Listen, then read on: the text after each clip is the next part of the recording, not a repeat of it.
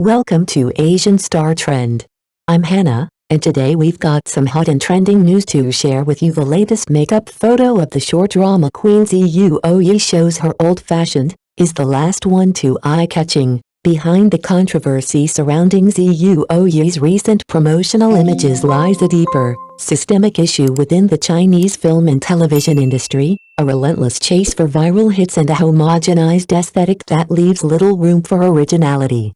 The striking reactions on social media are not merely about a single look or makeup choice. They reflect a growing audience impatience with formulaic productions that prioritize trend chasing over thoughtful storytelling. For years, studios have relied on the safe bets of popular tropes and visually striking but shallow concepts, hoping to capture attention and clicks. Yet, the audience is no longer passive. Armed with keyboards and a keen sense of taste, viewers are increasingly calling out mediocrity, demanding substance beyond glossy surface-level spectacle. In this digital age, the fan backlash serves as a mirror, forcing producers to confront the gap between fantasy and authenticity. The Zuo Yi incident is emblematic of a larger cultural clash, the collision of mass-produced entertainment and an awakened, discerning viewership. It underscores the tension between commercial expediency and artistic integrity, highlighting the risk of sacrificing creativity for the illusion of virality. Each critical comment, every heated discussion, represents more than dissatisfaction. It is a collective push for innovation, a plea for narratives that resonate rather than simply dazzle. Ultimately, the episode leaves both industry insiders and audiences with a poignant reminder: true impact comes from originality, depth, and thoughtful execution. The spectacle may capture attention, but it is the authenticity of vision that sustains engagement. In holding up a critical lens, viewers are not just judging, they are shaping the future of storytelling itself. The question now is whether the industry will heed this call or continue to chase hollow trends. The latest promotional stills of short drama queen Zuo Yi have sparked a storm of debate online, and it's not just about wardrobe choices. Her new drama's two outfits, a lace camisole and a modernized traditional ensemble, have drawn criticism for making her appear heavier and less vibrant, seemingly erasing the charm that once defined her as the beloved sweetheart of short dramas. On the surface, viewers are debating fashion, but the deeper issue runs much further. This controversy underscores a recurring pattern in the entertainment industry, a blind chase for trending visuals that often neglects the actor's essence and the audience's aesthetic intelligence.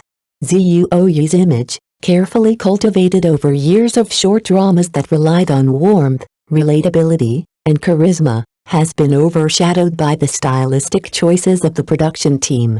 The outfits, intended to be eye-catching or culturally resonant, instead flattened her signature appeal, leaving fans frustrated and puzzled. Social media has become a powerful corrective force. Audiences are no longer passive consumers, they are tastemakers, shaping the industry with every comment, post, and critique. The backlash is a wake-up call. Viewers demand more than formulaic attempts at viral visuals.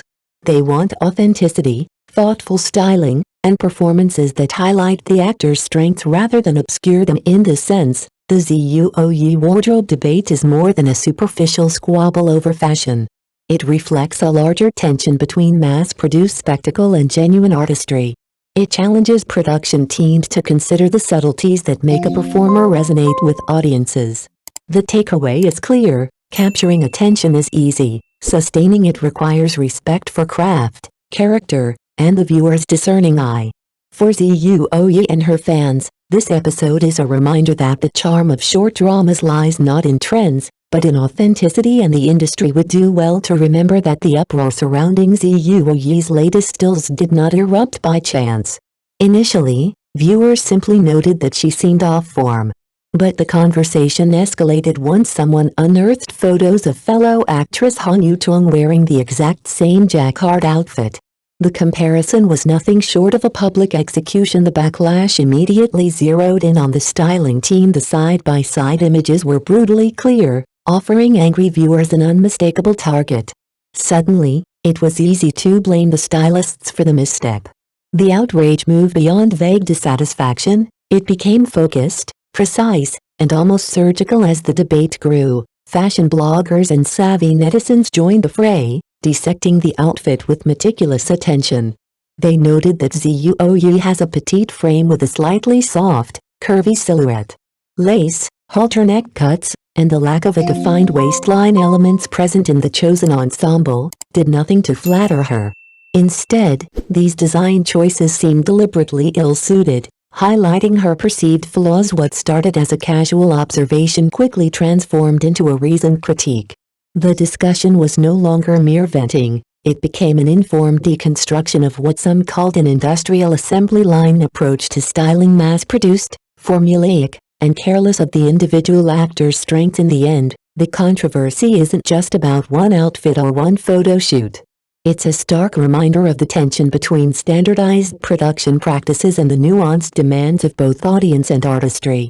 The Zuo Yi Han Yutong comparison crystallized what fans have long sensed: authentic attention to an actor's unique attributes cannot be replaced by cookie-cutter designs.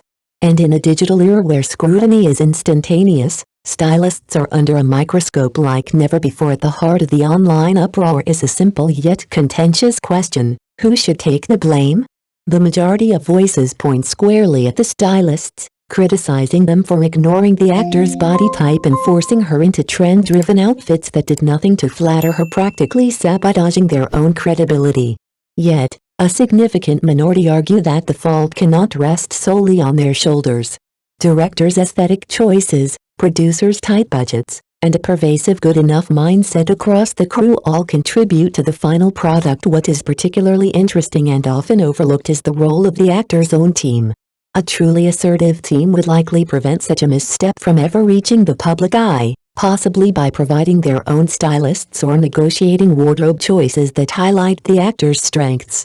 The fact that these outfits made it to the promotional stills hints at either a lack of influence within the production hierarchy or simple negligence when it comes to wardrobe oversight. This silent dynamic sheds light on the power structures behind the scenes. In many cases, it's not just about creative misjudgment, it's about whose voice carries weight on set.